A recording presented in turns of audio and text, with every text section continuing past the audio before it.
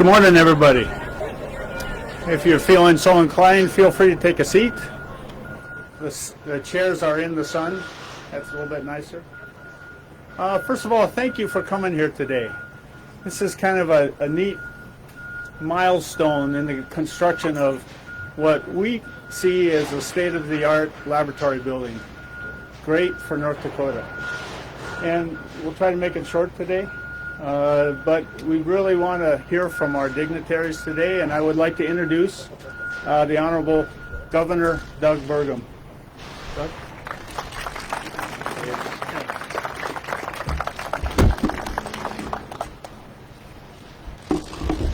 Good morning. We had a beautiful day going on here, and I want to thank you all for being here today for this milestone event.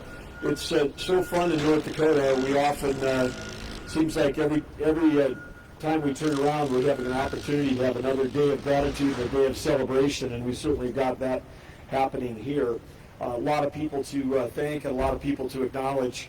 But let me just start off and as part of this moment of gratitude and recognize why we're even able to do this in the first place. And we're able to do things like dedicate the signing of the pinnacle beam of a new state laboratory, a historic event. We're able to do that because of all of the entrepreneurs, innovators, companies, risk takers, people that have believed in North Dakota, invested in North Dakota, and because of their investment, our economy has grown.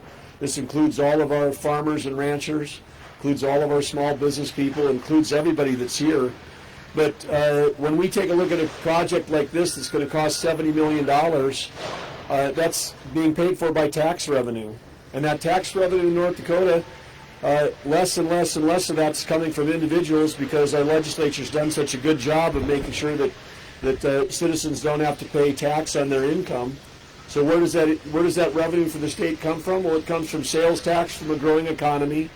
And that includes not just the sales taxes on things you buy, but what companies and corporations buy when they're building and moving forward in our state. It certainly includes taxes on our energy industry, specifically oil and gas, which pays a big portion of the revenue in our state. And it's also coming from, as I say, corporate taxes, because it's not coming from individual. So and one thing it's not coming from, because there's not a dime of property tax going into this, because property taxes are spent locally for cities and infrastructure, roads, sewers, buildings, school buildings, whatever. But the state does not participate in the property tax business, and so other than subsidizing it. So I just want to say again, we wouldn't be doing these kinds of ribbon cuttings, whether it's been new road infrastructure at around our cities where we're doing hundreds of millions of dollars of road infrastructure, hundreds of millions of dollars of water infrastructure. North Dakota has been named the #1 state of the nation for infrastructure, and it's because we've got a legislature that's been pursuing a path of low taxes and low regulation. And with less red tape and lower taxes, capital is coming to North Dakota and people are coming to North Dakota. And now we've turned around a 70-year trend, and North Dakota is growing again. We've got one of the fastest growing states in the nation. We've gone from one of the oldest states to one of the youngest, and we've got the second highest birth rate in the country now, which is a great thing. So if you've got kids or grandkids, tell them thank you for working on that, because we need more young people here in North Dakota, and it's fantastic. So we just have to recognize before we acknowledge everybody else today, we wouldn't be able to do this if we didn't have that strong economy. The next group I want to thank, of course, though, is our legislature. We got a few of them that are here today, but this was something that we put in the budget 2 years ago. The state legislature approved $50 million for planning and design of a new lab, and then they approved an additional $55 million to replace existing lab, which is nearly 50 years old and faces incredible infrastructure challenges. And of course, a lot has changed in that 50 years in terms of what's required. The science has changed, and technology has changed, and the threats that we face as a state and a nation have changed. And so it was definitely time, because this is a tool. The state lab is a tool that helps us keep and protect our industries like agriculture and tourism, specifically the game and fish, and certainly the livestock aspect of our agriculture, but it also protects our people from a health standpoint. So this was an essential piece of infrastructure.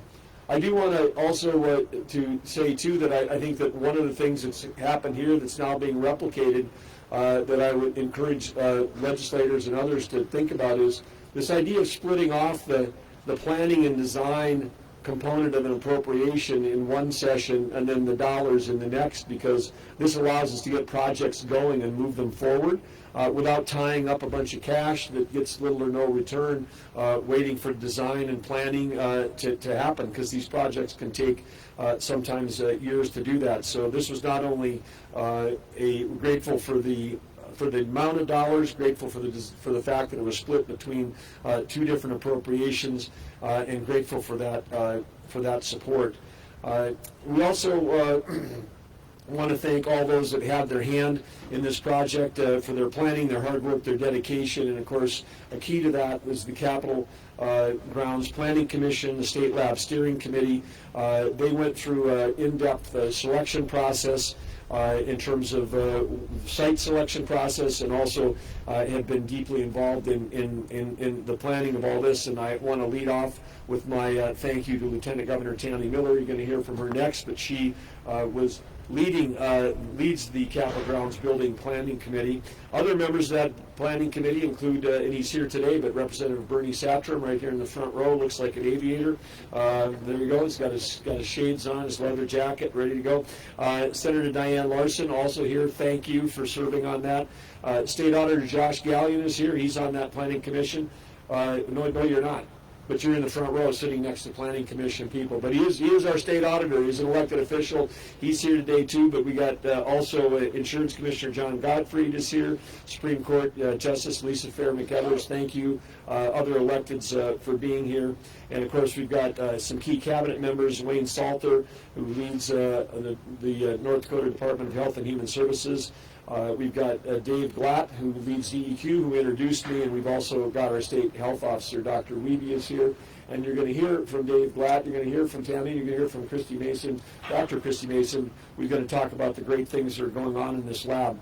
But other members of that planning commission, back to that, in addition to Representative Bernie Satrom, is Representative Ben Koppelman, Senator Jay Elkin, Senator Jim Wars, and State Historical Society Director Bill Peterson, Architect Chris Hawley, and then two citizen members, Vern Dosh and Wendy Van Dyne. Thank you all. Let's give all of these people a hand for their role in making this happen.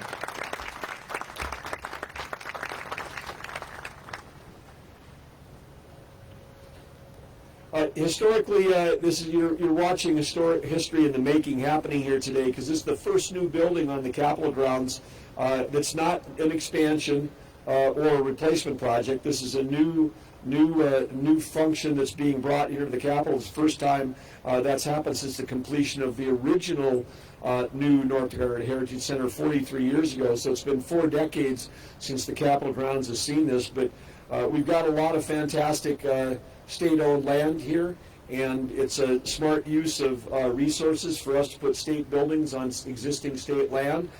We put it into land in other parts of the city, and again, then we're utilizing the infrastructure that could go towards private sector. So it's smart to get concentration of state functions here on the expansive and beautiful grounds that have been here for over a century. And we're here today for a special kind of celebration. It's a long-standing tradition to commemorate the final or pinnacle beam that's placed into steel's physical structure, and including the final one that's being placed today. But I think that we also know that when we think about the functions that go on inside of the state lab, the often life-saving, industry-saving, job-saving work that goes on by these dedicated state team members that are scientists, we recognize that that the building itself is just a tool. But the materials, these are materials that support the mission of the people that work here, which is to serve the citizens of North Dakota. But it's what really matters is what goes on inside that building. And of course, we've got an amazing team of people. You're going to hear more about that. But to give that team the modern, efficient lab space that's equipped with the latest technology, is key to us delivering on that service to our citizens. But I want to say that the Team ND members that work here, we've had a chance to see them overcome all kinds of adversity and challenges and dealing through things that we've dealt with during our administration, including times when we had to do tenfold increase in the number of tests that were going on through that work. But and the folks that are here really every day come to work to bring life to those 6 powerful words that are the mission that we have at state government, which is to empower people, improve lives, and inspire success. And in this lab, we've also said that we have an opportunity in North Dakota because we get things done, and we also are starting from a great spot, but we literally, with a vision, we can say, hey, how do we become the healthiest state in the nation? We know that there's a lot of great things going on in our country, but sometimes our health isn't going in the right way, and that depends a lot on environmental conditions. But we're pleased that we often are near the top in the country in terms of having the cleanest air, the cleanest water. We have to keep focusing on having the healthiest soil that we have. And we're always challenged by new diseases and new threats that come, and those new diseases could represent even greater threats to our society and to our country than the ones that we've seen even in recent years. So this building is going to strengthen our capabilities to optimize our response to keep driving towards having the cleanest environment in the nation, but also to help us to respond to prevent and recover from major disasters and challenges that we might have, like epidemics. So in the work that people have done and that are going to work in this building, they're already doing it. They've worked to save lives and livelihood. And one example I want to thank, we've got some members of our fantastic North Dakota National Guard team that are here today. Thank you for being here. Thank you for all the work that North Dakota National Guard does. I know from when I have an opportunity to see them in action around the country, whether it's on our southern border or whether it's here at home, whether it's protecting our nation or whether it's serving abroad, they're always ready, they're always there, and they're always doing a fantastic job. But in this case, North Dakota National Guard Civil Support Team will have a dedicated secure space for testing unknown substances in this building that represent threats. It's nice that I'd like to think we live in a world where that doesn't happen, but it still does occur, where we get packages sent to the Capitol that contain a mysterious white powder. And is this a deadly attack? Or is it a sick joke? We don't, so anyway, someone's got to do it, but the North Dakota National Guard Civil Support Team will have a place to test that here, where they can be safe themselves, but also safe and separate from all the air handling and other things that go on in this building. And this is the case for a lot of things we do here. This is one of the reasons why the dollars per square foot of this building is a little higher, because of such sophisticated air handling challenges and other things we have. And while we're giving out gratitude, I also want to thank, I know that we've got the team that's here from Zerberg Architects, from Gertz Construction, the project's construction manager, Kraus Anderson, their contractors and subcontractors. Look at the amazing progress they've made in the building in just 6 months.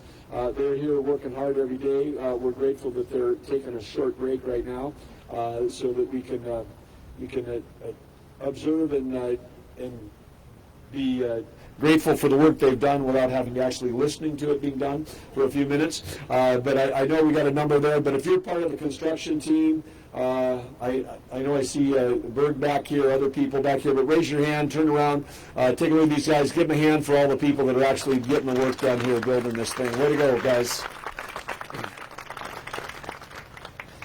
We're also in this building. We're going to have Dave Glott and others were here and talked about the health department and others. But we're going to have a space for diagnostic and environmental tests conducted by this team. There's over 90,000 tests conducted in the can I say decrepit? Is that okay word? In our current facilities. These guys are making it work over there with temporary trailers. I've been over there at times when they got the blue tarp you buy at Kmart, over the top of computers when rain coming through the roof. I mean, this was definitely an overdue investment. But it's 90,000 tests, everything from deadly influenza A to West Nile virus. And think about that, 90,000. That's like one test for every 8 individuals in North Dakota. And you might say, is this affecting me or not? Well, it's probably affecting at least somebody you know, a neighbor, a family member.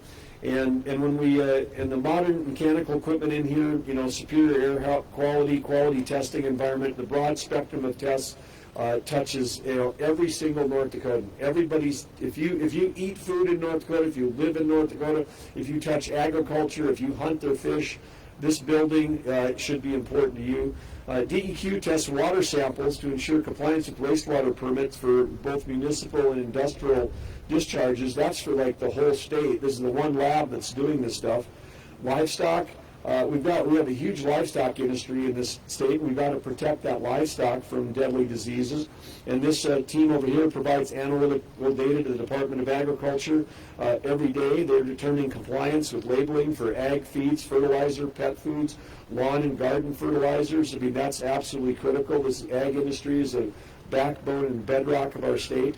And they're testing for the presence of insecticides, herbicides, and other volatile and semi-volatile organic compounds, and everything from water to soil to plants and to fish tissue. And this matters. And they test, when they're testing for all these gasoline, diesel products, they're looking for unsafe concentrations such as arsenic and lead. We've heard about other states and other places in the nation with deadly levels of lead in their drinking water. Again, North Dakota, we're blessed to have clean water, clean air, and great soil health. But that's not by accident. It's because we're working hard to protect it. And as Dave Glad always says, we're going to follow the law, follow the science, and we do that. When we do that, we've got great rivers and lakes, sediment. There are North Dakota game and fish stocks over 425 different lakes in our country, or not in our state. Some of the best fishing in the nation right here. And we have to protect that because that's a key part of tourism. And because this is a public building, one of the things I want to thank the designers and the leadership and Lieutenant Governor Miller and others, you know, the lab right now is not really a place that's set up where we can have a citizen experience in the current lab.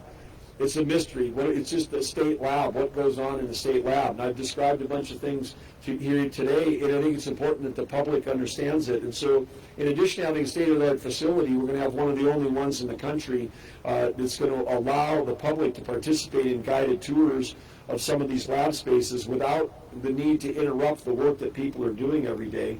And this is going to allow us to show off our state's scientific workforce, because the people that work here are super accomplished people with deep sets of skills. And it's also going to do what we need to do, which is we know we've got to promote more young people to understand all the careers that we've got in the STEM, in science, technology, engineering, math. And so again, this is going to provide opportunities to get that. So I expect that you're going to see lots and lots of school tours coming through here.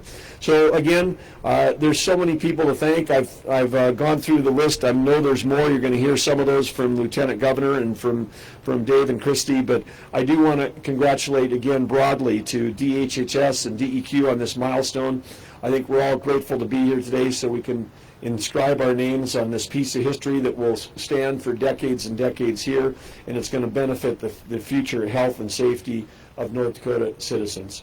So with that, thank you all for being here today for this historic moment. I'd like to invite Lieutenant Governor Miller. She's played an important part of this project in her roles, both as Lieutenant Governor and as a member of the steering committee and chair of the Capitol Grounds Planning Commission. Let's give it up for Lieutenant Governor Miller.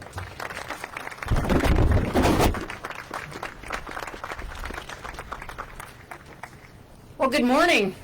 Thank you, Governor.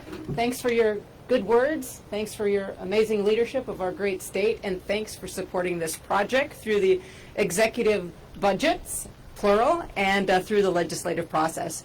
It has been a pleasure for me to serve on the Capitol Grounds Planning Commission and on the steering committee and be a small part of this project. And it's so exciting to be here today for the beam signing, also known as the topping off ceremony, because this is a very significant milestone in this building project.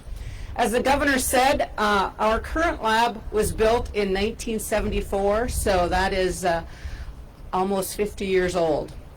He mentioned a few of the deficiencies. I'd like to punctuate a few of them as well.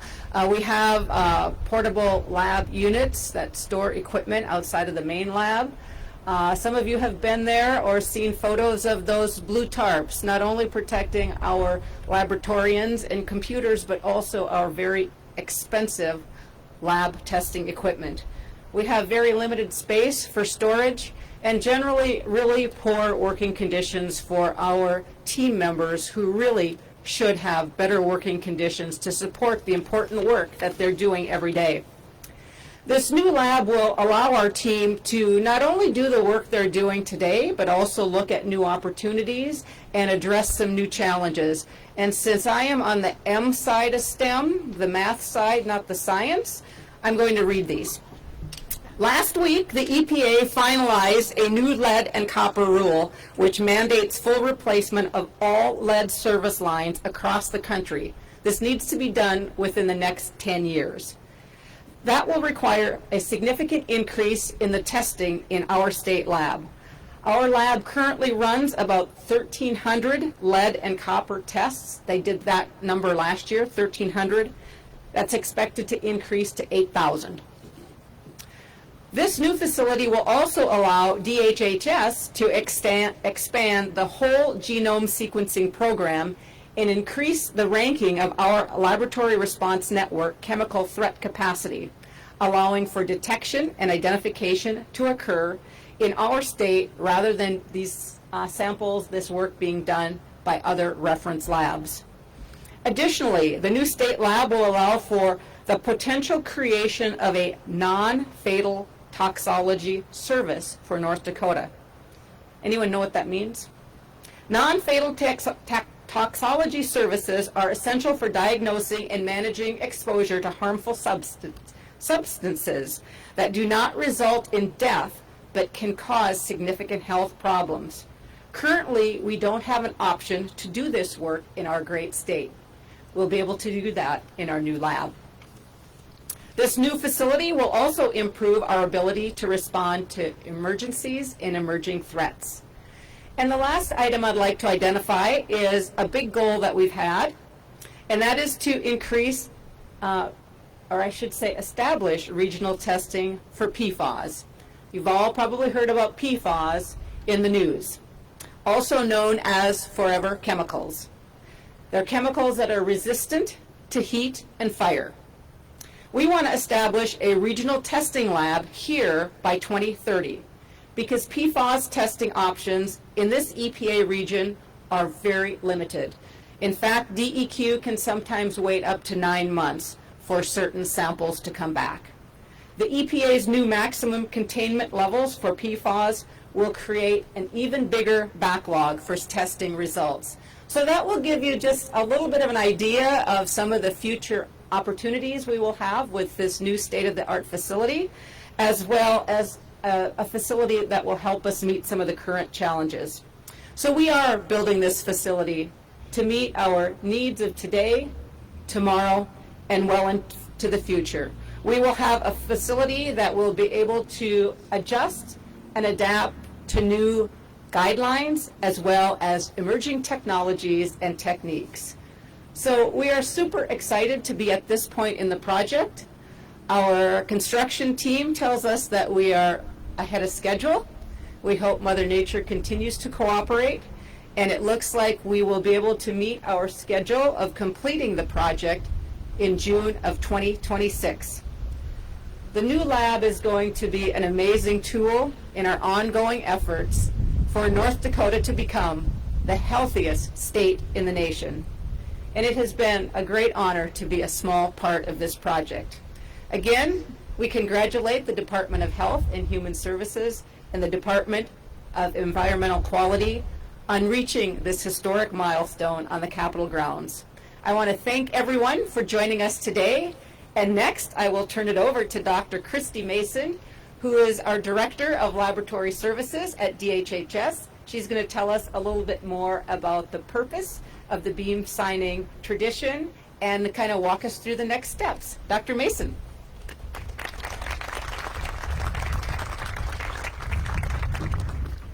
Well, good morning, everyone. I am Dr. Christy Mason. I'm the Health and Human Services Laboratory Services Section Director, and I'm very excited to be a part of this time-honored tradition of raising the beam.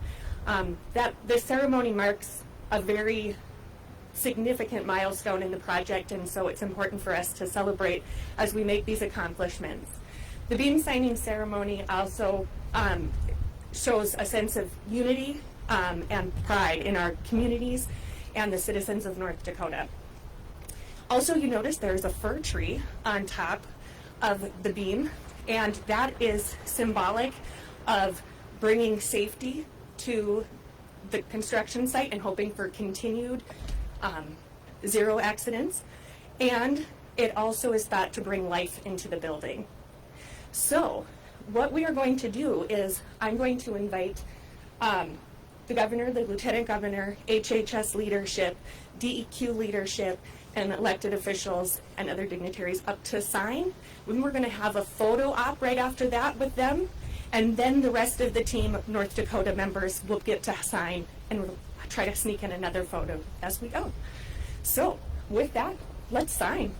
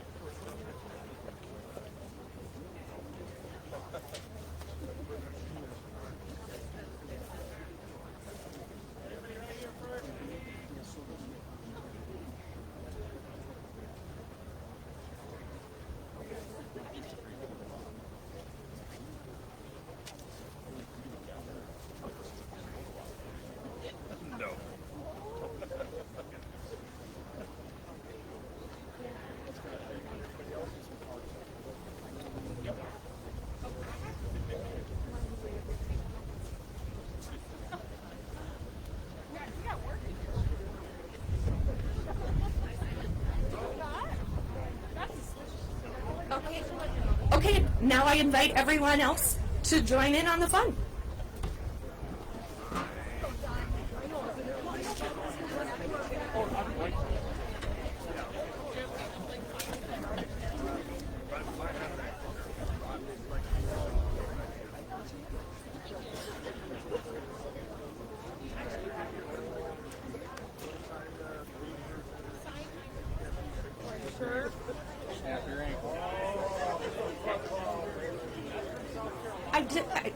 I did forget to mention one thing. Once we're done signing, we will start to raise the beam.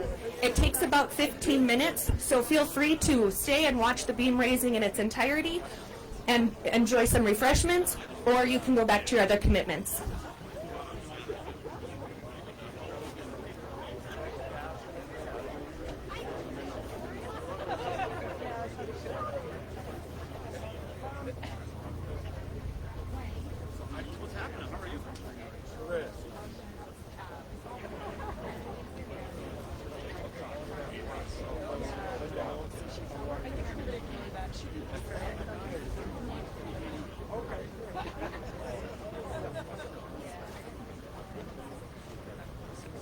I didn't get a chance to go down.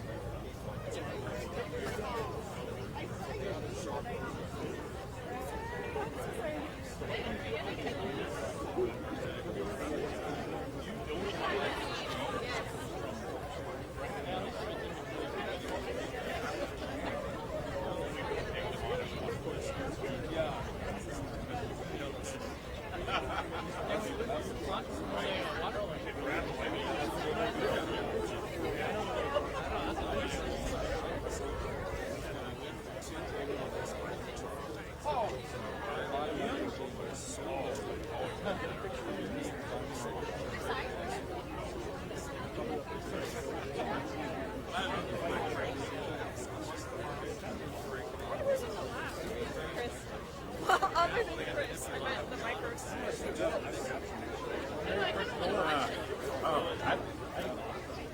That sun was killing me.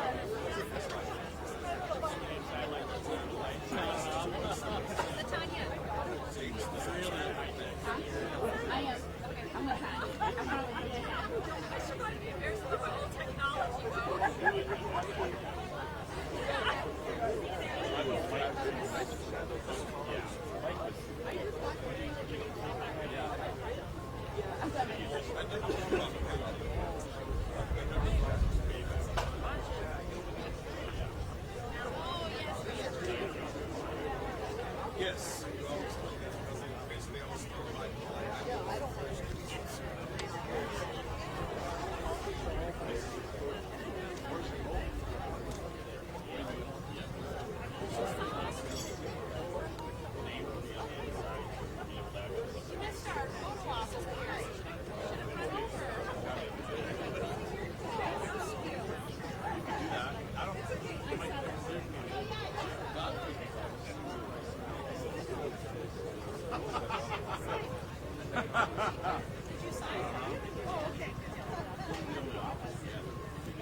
Hey, how you doing? Good. Yes, it is meeting Monday.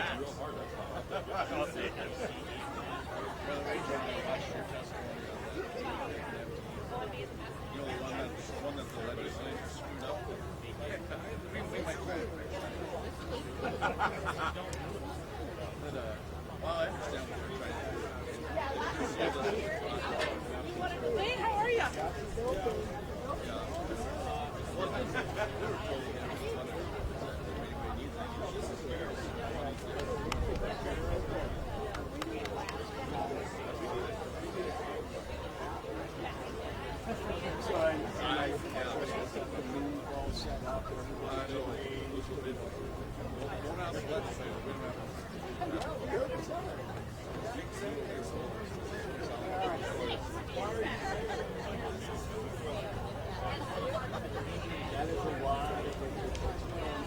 Well, that's what that was my main